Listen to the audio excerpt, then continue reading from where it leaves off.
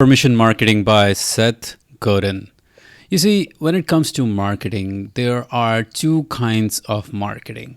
Interrupt based marketing, which is more of what traditional advertising is all about, where advertisers just force consumers to watch ads on TV or listen to ads on radio. It really interrupts your experience, and that is losing its effectiveness because people do not like to be interrupted with ads.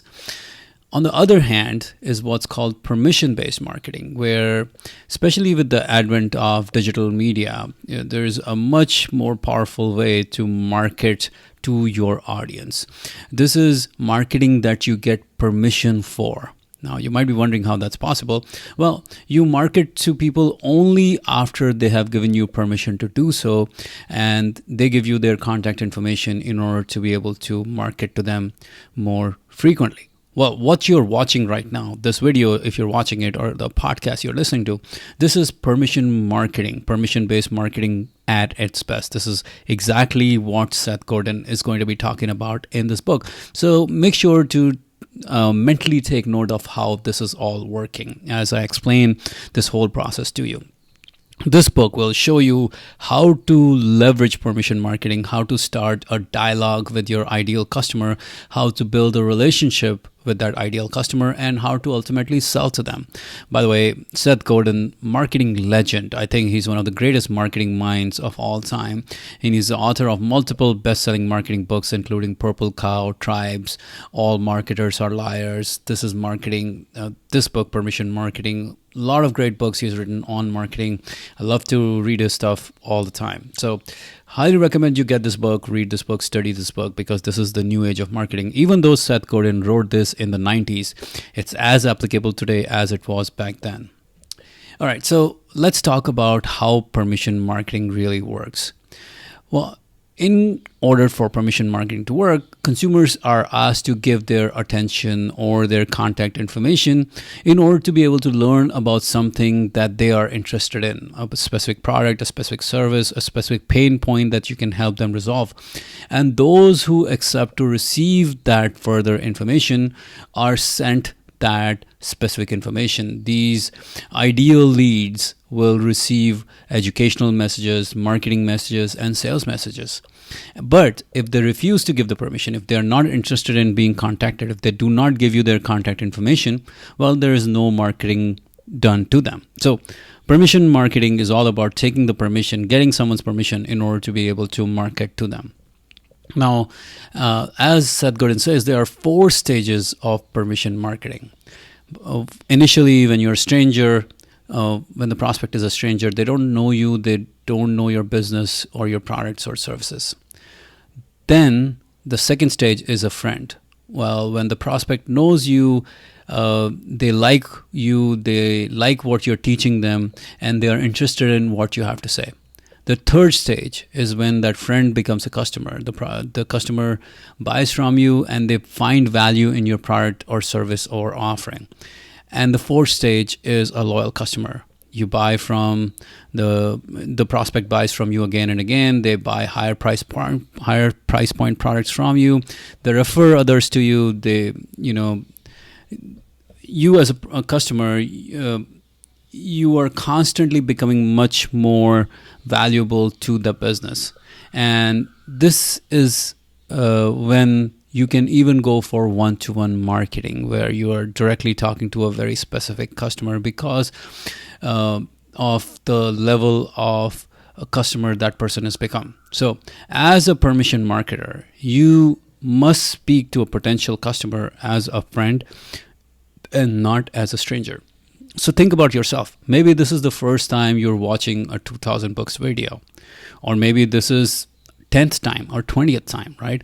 Maybe you feel like you're a stranger to 2000 books right now. You don't really know much about 2000 books. This is the first time you're listening to this podcast episode or reading this blog post or watching this video. Or maybe you're already a friend. You like what we teach here at 2000 Books. You like our summaries. You're interested in what we have to say. You're interested in our book summaries. Or maybe you're already a customer. You already bought our book summary packs, or you already bought our advanced courses, or you're already a coaching client or a part of our online business accelerator. You find value in our products and services, and hence you buy from us. Or maybe you are a loyal customer. You bought multiple times from us, and as a result, we built this relationship over time. It didn't just happen automatically in one shot, in 1 second. You went from being a stranger to being interested, becoming a friend, to becoming a customer, to becoming a loyal customer over time. And those are the 4 stages of permission marketing. Now, permission marketing is a lot like dating. So when you start dating, you just don't go for marriage on the first time you meet someone. The first step really is to make it interesting enough for the other person to want to go out on a date with you, right? When you just approach a girl and all you are trying to do is get her to come out on a date with you. In marketing terms, you offer something of value, maybe some information, some education, some entertainment, and you get them to opt in to a series of communications. You get them to give you their contact information so that you can send them more details. The first date is your opportunity to sell them on the second date. Right? On the other hand, interruption marketing, what that does is you're just trying to bolster your popularity and capture attention. You're just trying to sell directly, right? Big difference. The second step in this whole process of dating is you teach the customer over time about your product, about the benefits of your products or services. It's like dating. You share information about yourself, let them see who you are. You're on a date right now. You're telling them about you. They're telling you about themselves. And as a result, you're developing a relationship. The third step is to reinforce the incentive. You offer other kinds of incentives. You offer some products for sale. You listen to that prospect. What do they like? What do they want? What do they like? What they don't like? And just like dating, you get bored of going to the same place, the same fancy restaurant every time. So you mix it up. You try different things to get them to buy your product or service. The fourth step is to increase the level of permission you get from the customer. Permission to sell products, permission to gather more data on their interests. It's like dating. Over time, the girl will say, I do, and that's when you made a sale. And the fifth step is when the customer is happy, you're happy, and then you repeat the above steps all over again and make it a win-win relationship for both of you. So permission marketing is a lot like dating. If you approach it just like dating, and you don't approach it as if every girl you meet, you're going to end up marrying her, well, then you're going to have a lot more success with permission marketing. Okay, the next step is understanding, or the next key idea is to understand why permission marketing is so powerful. There are 3 reasons why permission marketing is really powerful. First, because it is anticipated. Because the prospect gave you their contact information, they wanted to hear from you, and you can help solve their pain or frustration or challenge. They want to hear from you as to how you can help them. So it is anticipated marketing. Another key is that it is personal. The lead was interested in what you had to say. That's why they gave you their contact information, and that's why they want to hear from you. And the third reason is it's relevant. It's extremely relevant to that specific person, to their current state of thinking. And that's why they want to pay attention to you.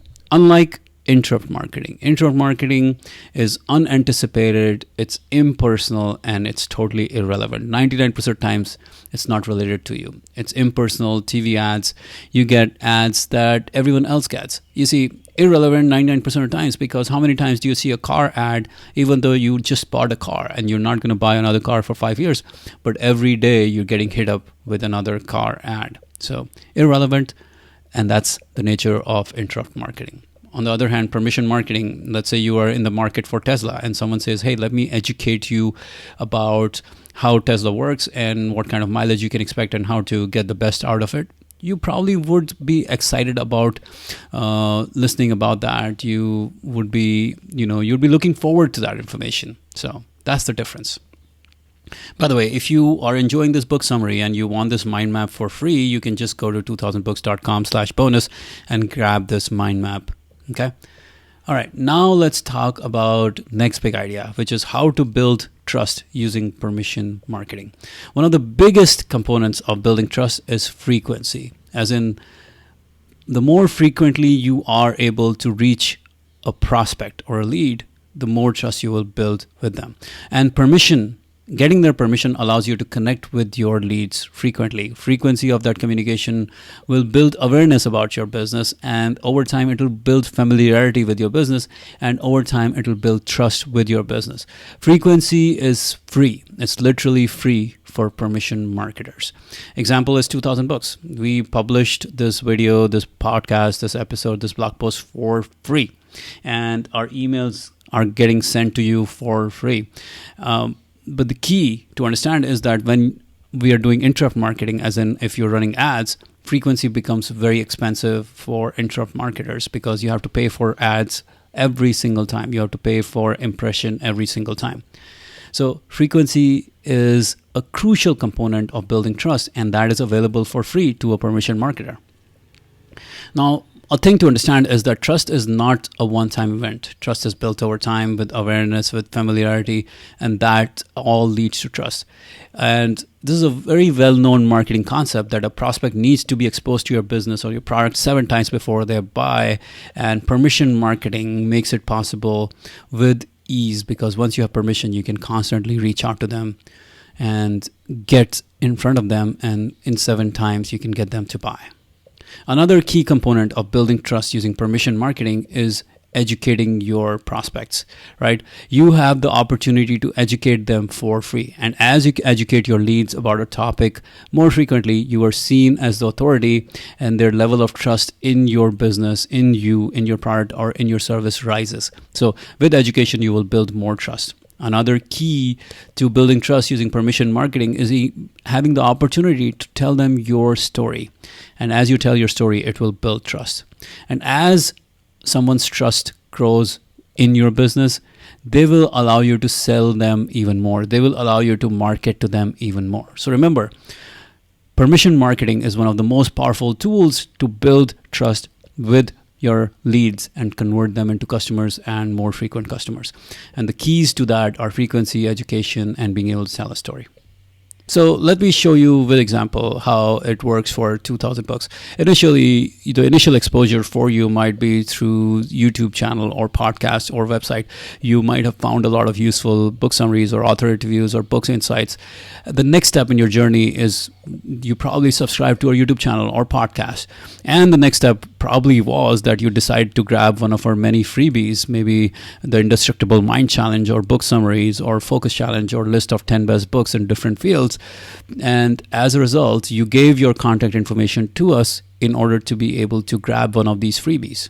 The next step that happened for you is that we educated you about specific topics that you are interested in. Maybe you are interested in productivity, so we educated you about how to become more focused in life. Maybe you were interested in building mental toughness and you went through our Indestructible Mind Challenge. We educate you about specific topics, and as a result of that education, we increase the level of permission and trust with those frequent communication. And as trust builds, we offer you products for sale. So different people, as you're listening, as you're watching this video, you probably find yourself in different phases of the journey with 2000 books. So become aware of how this is happening all around you. This is just one example of many businesses that use permission marketing in order to grow your business. By the way, if you want this mind map, just go to 2000books.com/bonus. All right, the next big idea is to understand what is the tool that is used for permission marketing. The most powerful tool that's out there for permission marketing is email marketing. It's very little cost. It costs us around 1 to 5 cents per lead per month, depending on the tool you use. So it's very cheap, and it is very targeted communication, very personal, very relevant, and it is specific journey for each user depending on their interest.